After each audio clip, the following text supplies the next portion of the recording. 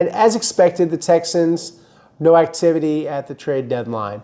So the Texans stand pat with a 3-5 roster, with a lopsided roster, obviously, with a strong defense and an ineffective offense that's now missing C.J. Stroud due to a concussion. So a situation where they go with backup quarterback Davis Mills, and that's not the only injury. We'll get more into that, including, yes, kicker Kaimi Fairbairn, their top offensive weapon on Sunday, the only guy to score any points, 5 field goals, dealing with a leg injury. And Matthew Wright signed to the practice squad, journeyman kicker, as a precautionary measure. I'm told Kaimi is dealing with a leg injury, and there's a chance that he'll play. They're still evaluating and determining if he's going to be available for this pivotal game against the Jacksonville Jaguars. So we'll get more into that later, but I want to stick with the trade deadline for now. And even though there's absolutely no news here, it sure was a big day around the NFL, including in the AFC South. So the Colts make a power move, a blockbuster move to acquire Sauce Gardner, the star corner for the New York Jets. Cost them a pair of first-round draft picks, and they send former first-round wide receiver Mitchell, most people call him A.D. Mitchell, to the Jets. So second round for Mitchell, but point still, they get a receiver off the team that wasn't doing that much, and they get a corner that should really help them. So the Colts are all in. They're coming off a bad game against the Pittsburgh Steelers, and they're trying to get back on the winning track. And, of course, they're running away with the AFC South division. And the Texans, also, their competition for Sunday, the Jaguars needed a wide receiver because Travis Hunter is on injured reserve, and Brian Thomas Jr. has a ton of drop passes and has had some injuries. So at 5-3, and in the 7th spot in the wild card standings, they need a wide receiver. So they trade 4th and 6th round picks, a little bit of an overpay, in my opinion, for Las Vegas Raiders to get wide receiver Jacoby Myers, who didn't want to sign a new contract, was upset with the Raiders, had a financial dispute. So he gets a change of scenery, and he'll play Sunday, I expect, against the Texans. And I'm sure they'll throw him the football a lot, and they'll have to have a somewhat limited package of plays for a player that's got to learn their playbook in a hurry. So the Colts bold. The Cowboys definitely swung for the fences, picking up Logan Wilson from the from the Bengals, and getting Quinnen Williams from the New York Jets. So it cost them a lot, and to have, all these moves go, and for the Texans not to make any, I know that bothered the fans. I saw a lot of you guys talking on social media, and the thinking is the Texans like the draft capital that they already have. So that's getting better because of the Laramie Tunsil trade and the fact that the Commanders are having a tough season, and Jaden Daniels now has dislocated his elbow. They'll probably lose more games. So having that 2nd round pick, that 4th round pick, those are going to be higher picks now. And ultimately, to get a running back, which is what most people wanted, Breece Hall from the Jets, he was available, but for a 3rd round draft pick, and the Texans felt like that's too steep. They didn't. I don't know how far involved, if any, they got with that, but they didn't do it.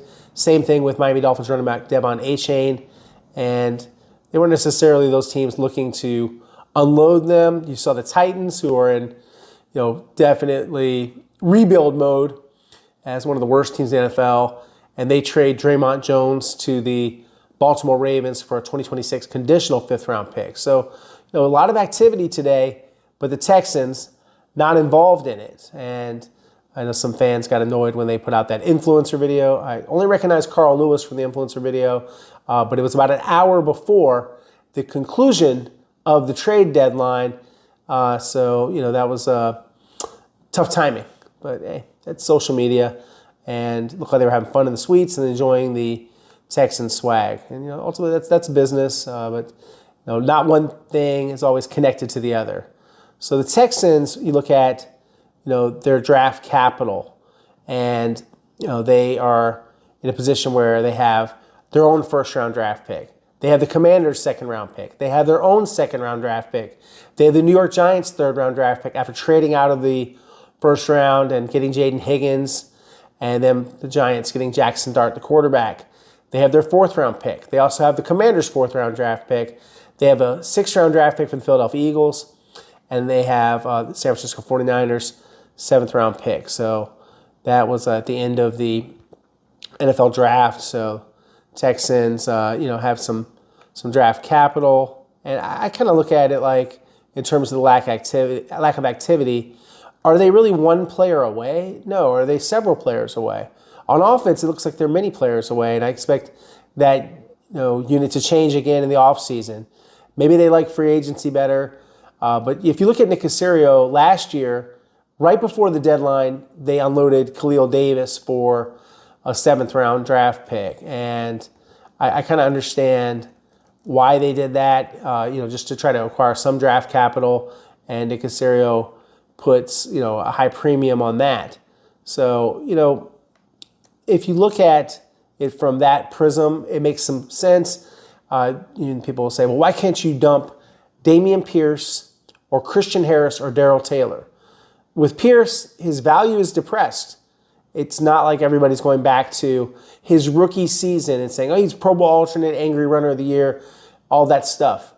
That is in the past. And yes, he's had some good kickoff returns, but this year it hasn't been like that, coming off of the calf injury that he aggravated a couple of times, quadriceps injury aggravated a couple of times. So having Dameon out there on the trade block, what are you getting for him? I don't even know if you're getting a 7th-round pick. Most people do not trade for Dameon Pierce. So people say, well, what about Christian Harris? He's not a starter anymore. He was a 3rd-round draft pick. He's a great athlete.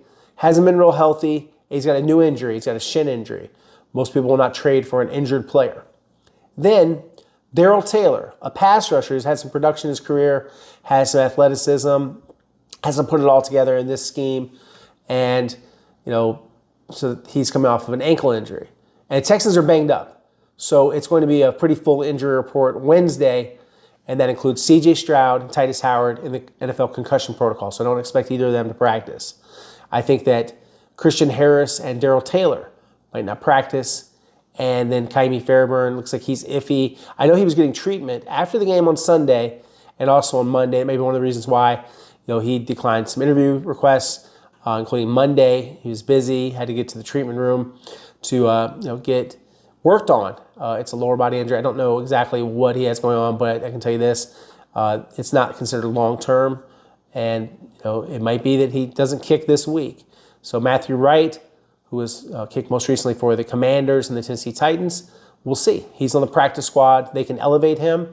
I would think that if there's any question at all, that he's one of their standard elevations, and they have him ready in case there's something with Kaimi Fairburn, even during the game, if he was to aggravate the injury under the scenario that Kaimi plays. So kind of looking at, where they stand, at this point, you look at the Texans. They're 3-5, and they're going to prepare Davis Mills. We expect to see Davis Mills out there on Wednesday, taking the starter snaps and getting ready for a team he's 2-1 against all time. But, that was a long time ago. His last start in 2022. We got into that a little bit on Monday. So where the Texans stand right now, they have to win this game. They really need the next 2 to get to 5-5 and to have some chance of getting into this wild card race, catching up with the Jacksonville Jaguars, and seeing if they can make some noise. And they have some games that I think they can be competitive against these teams. Buffalo, they gave Josh Allen a lot of problems. So even though, on paper, you wouldn't necessarily like the Texans against the Bills, they did have some success against Josh Allen. One of the worst games he's ever played, and he was just completely flustered against this Texans defense. And this defense is statistically better than last year. So we'll see how that goes. Don't know if they stack up very well against the Colts, especially with some of the improvements the Colts are making. And, of course, the Chiefs game, always tough for the Texans to win at Arrowhead. Long time since they won a game at Arrowhead Stadium. You got to go back to when Charles Omenihu forced a fumble and Carlos Hyde was playing running back for them. So it goes back a ways. And, of course, there was the couple of playoff debacles last year, and then the year where they get blown out after having a huge lead. And, of course, that ill-advised fake punt call from Bill O'Brien having Justin Reed run the ball didn't work. And They had no answers at all for Travis Kelce. They tried to check him with Lonnie Johnson Jr. So remember that game well, and that was the beginning of kind of the downfall of the Bill O'Brien era. Then he was fired, subsequently the next season. So for the Texans, there's some things I think if they can pass block, if they can protect Josh Hines-Allen. We'll get further into the matchups throughout the week, and we'll be looking into some of the improvements. Yeah, I said improvements of the offensive line since the Jaguars game. I know they gave up 4 sacks to the Broncos. There's some pretty ugly film, especially against Zach Allen and some of the things he did, whether it was against Laken Tomlinson or against Hugh Scruggs. He had a lot of success, and they didn't get a hat on Dre Greenlaw. They weren't getting to the second level, and he was great in the goal line on those stuffs. So that's one thing you got to do. You got to give them credit. It's not just that the Texans, ran some predictable plays and couldn't budge these guys. These guys like Zach Allen were defeating blocks, and Dre Greenlaw, he was feeling like a absolute stud linebacker. That's what you want to see. A very hard-hitting presence, really instinctive, and it's just a reminder of why, he's one of the top inside linebackers, off-the-ball guys in football. But, for the Texans, and move on from the Denver game, 18-15, and now Ka'imi Fairbairn dealing with a leg injury after kicking and tying a career high with 5 field goals, missing 1 from 51 yards, so went 5 for 6. He's having a great season statistically, but that's not what you want. You want to become a better red zone team. I don't know if there is an answer for the red zone. They're the only team that hasn't been able to run the football into the end zone from inside the 2-yard line. So in close quarters, they're not budging anyone, and DeMeco Ryans keeps going back to on Monday, and this got some attention. Hey, you just got to want it. You got to knock these guys off the ball. That all sounds great, but are they capable of doing it? Obviously, they're trying their best. They're doing what they can, but do they have the offensive line? They have a big enough, strong enough, tough enough offensive line to move these guys off the football. I know the effort's there. They know all those guys. I know they do their best to, play the way they're coached. And Cole Popovich has, improved these guys. But it's not like it's just a bunch of studs. They don't have, a Pro Bowl lineman, except for Laken Tomlinson a long time ago when he was a Pro Bowl selection, one time only. So, you have no Laramie Tunsil, 5-time Pro Bowl left tackle.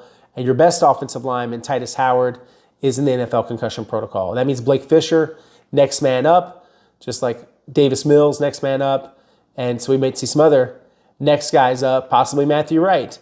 They're from the practice squad. And we'll see. We'll be watching to see if Ka'imi Fairbairn is able to practice. Tend to think that he will not be able to practice, that they'll rest him and just have him do rehab for the next few days and then see where this thing sits on Friday.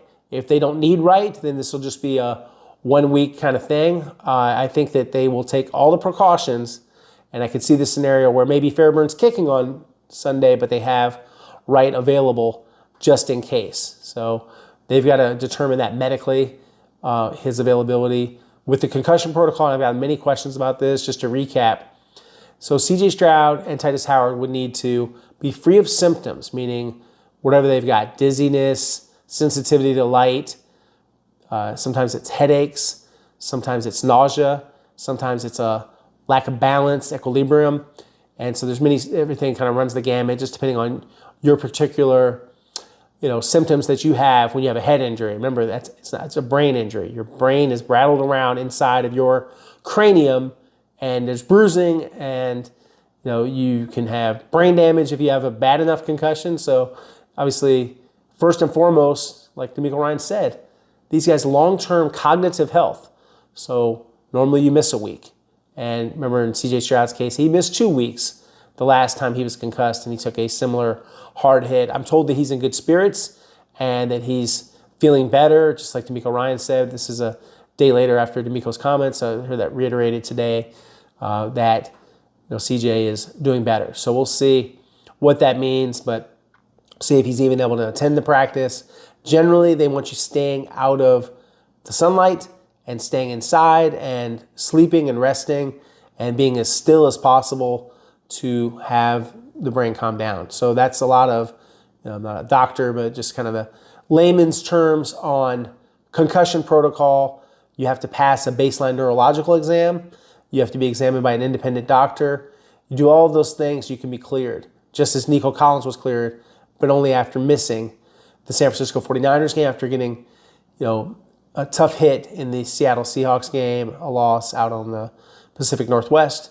So now, for the Texans, they are favored. I think that's a little wild that they're favored, considering that they're 3-5. They've already lost to the Jaguars once, and you look at the matchup, and there's some things in terms of Jacksonville's pass rush that are difficult for most opponents, including the Texans.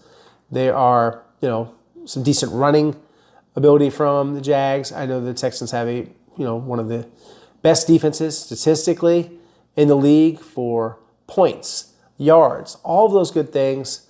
But they were beaten for a couple of touchdowns this past game, Derek Stingley Jr. included, on that ISO play for Cortland Sutton, one-on-one, and Bo Nix delivers the football in the right spot, and Sutton's got a couple of steps behind the all-pro corner. And then Henry To'oTo'o, the linebacker, beaten on that halfback pass to R.J. Harvey. So Texans have some things to work on, especially the red zone. And most of this onus falls on the offense, because when you only give up 18 points, you should have a chance to win the game. But like what we said, it's a flawed roster. It's a roster where just follow the money. Look at Derek Stingley Jr., look at Danielle Hunter, look at Azeez Al-Shire, look at the investments they've made in the defense at all levels, Jalen Petrie. And then look at the offense. Yeah, you paid Nico Collins. You have, traded for a moderately expensive contract in Christian Kirk. You have, of course, already paid Titus Howard. And then the rest of it's, a lot of guys on rookie deals or smaller deals, like Laken Tomlinson, $5 million. And, just a bunch of smaller contracts. So not a big investment in terms of draft capital, with the exception of C.J. Stroud, former second overall pick. So just kind of looking at how they've constructed this, how they built the roster out. Nick Caserio and DeMeco Ryans, just to reiterate, DeMeco Ryans and Nick Caserio, they put the team together as a team. These guys are partners in this. So it's everybody wants to blame Nick Caserio for everything. You have to look at DeMeco Ryans as well, because he signs off on these moves. They do this. Nothing's done in a vacuum. There might be some moves bottom of the roster that Nick's going to do and not talk to DeMeco about, but generally they talk about everything. They are in constant communication. They're always talking and trying to talk about how to improve the team. It just hasn't worked at this point, and they are definitely in a downward spiral this season. There's still a lot of football left. That's not the issue. It's how many games can you win and how fast can you improve. The other teams keep getting better too. So the Texans are, I call it a crossroads. Where do they go from here? So you've got other teams getting better, like the Colts. The Jaguars kind of had to do something. They had to overpay. But I look at that Colts move, and that's a power move and a half to get Sauce Gardner. So, for the Texans, I don't know that there was a clear move. Would have been very nice to get Breece Hall. Absolutely. I think he would have given them a shot in the arm, and you just change things up in terms of the running back pecking order. So that's something they could have done. Would have been very popular, obviously, with the 3 Iowa State Cyclones already on the roster, all the receivers, Xavier Hutchinson, Jaden Higgins, and Jalen Noel. I think he would have given them a lot of flexibility. But the day has passed, no trades, and I know that's disappointing because some fans really want the action. And then they get disappointed. They're like, what are they doing? And I'll get all these questions like, well, what's the problem? I think they're going to try to build it again. Not necessarily, we're going to see where this thing stands at the end of the year. If there's going to be big changes, if they're going to, move on from Nick Caserio, or if they move on from Nick Caley. Don't know necessarily that they would do that at this point. The way, we're talking with Cal McNair and Hannah McNair, they've consistently praised Nick Caserio and the way that he and DeMeco Ryans work together. And so, I don't think they're going to make any kind of rash decisions on that type of move and how they might go forward or not with, those kind of big picture decisions. So, the Texans will get, as I mentioned before, reported Cade Stover, the tight end, back in the next few weeks. Don't know exactly when they'll activate him, but about a week away. And so it might be a week away from activation. Maybe they designate for return sooner than that, get him out there for practice, but he's very close. Jimmy Ward is also close the next few weeks if they choose to do it, but he's healthy enough to try to get him back out there and have him start practicing. He's missed a ton of time, obviously. And, they would love to have Stover back, and I think that would help the running game, the passing game, just everything. He's a really versatile, good young tight end. So that's where the Texans are right now. They're 3-5. I know it's not what you guys want to hear, but this is the brutal truth, the reality of the Texans right now. No moves, and don't know necessarily if there was a move today that would have just vastly improved them and turned them from this 3-5 squad into a winner. They've lost a lot of close games. I don't think they should take any comfort in that. It's no badge of honor to lose close. Loss is a loss is a loss. They're all losses. They're all defeats. And, as I always say, victory, defeat is, and the reasons for defeat, it's an orphan, and, victory has 100 fathers. So a lot of people want to take credit, meaning when you win, and very few people want to take the blame and put the onus on them when you lose. But it's got to be shared. It's the players that don't execute. It's the coaches that can't reach these guys and find a way to teach them to make less mistakes. It's the roster construction that isn't good enough on offense. And, you just can't hope that you'll be, good enough in the National Football League. You got to actually be good enough. And, luck is, not what it is. It's got to be good enough on a consistent basis. You got to play winning football, and you need to be tougher, faster, and smarter than your opponent. And sometimes they are, and sometimes they're not. But they're an inconsistent football team with an offense that's really, stagnant. Here and there against an inferior opponent, it'll look good. It'll run the way it's supposed to. When they face a legit defense like the Broncos or the Seahawks or the Los Angeles Rams, you see the results. It's not like they're getting blown out. It's a small margin, but it's the reason why they lose these games. It comes back to pass protection, a lack of run blocking, and terrible red zone play calling. And really, I think a lot of it is because they got one hand tied behind their back, that they know they can't just push people around. They want to play physical football, but is that really who they are? When I think it works better in the red zone, when they run misdirection and quick hitting plays, like a really well designed, I give him a lot of credit for this, is Nick Caley play that he drew up to get Jalen Noel the football. No way that Jalen Noel should only have 11 snaps and run 4 routes and have no targets against the Denver Broncos. To me, that was a real miss, especially this is a guy that's capable of making big plays. He had a 45-yard punt return, so use the guy.